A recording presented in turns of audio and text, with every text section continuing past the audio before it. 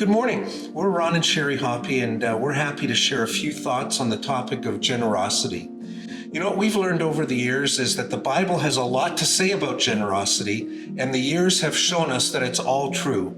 When we moved to North Carolina 20 years ago, I don't think it was a great act of faith on our part when it came to being generous and giving of our time or resources.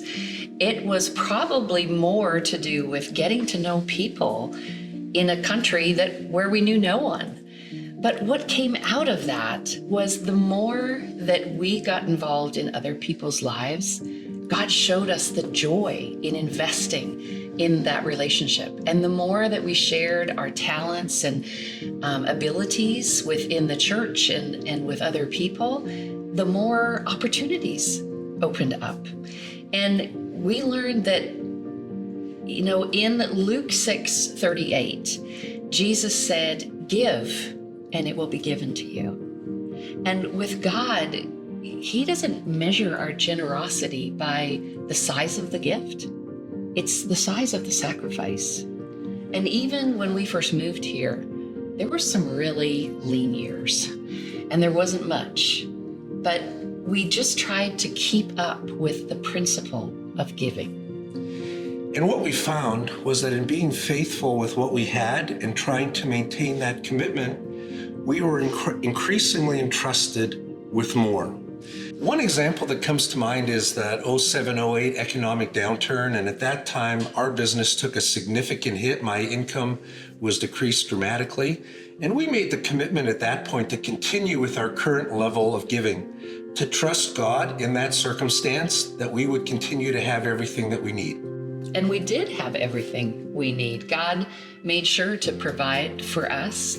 And in a few months later, I all of a sudden got a promotion at work, which increased my income at a time when Ron's was staying the same. So to us, that was a message from God.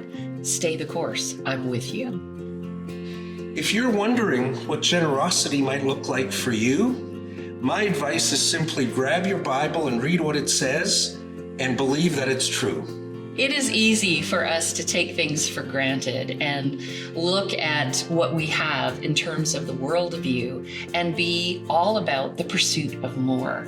But most of us are familiar with the passage in Matthew, where Jesus tells us very clearly, do not store up treasures on earth.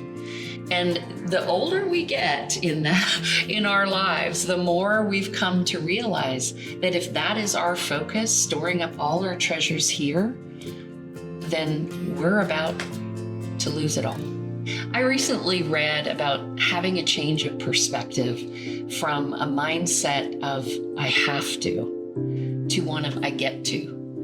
And that little word changes everything.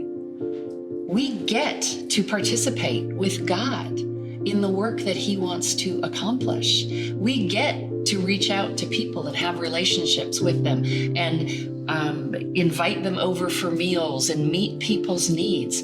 What a privilege that God would ask us to come alongside Him and work out His kingdom work right here on earth through His cherished children.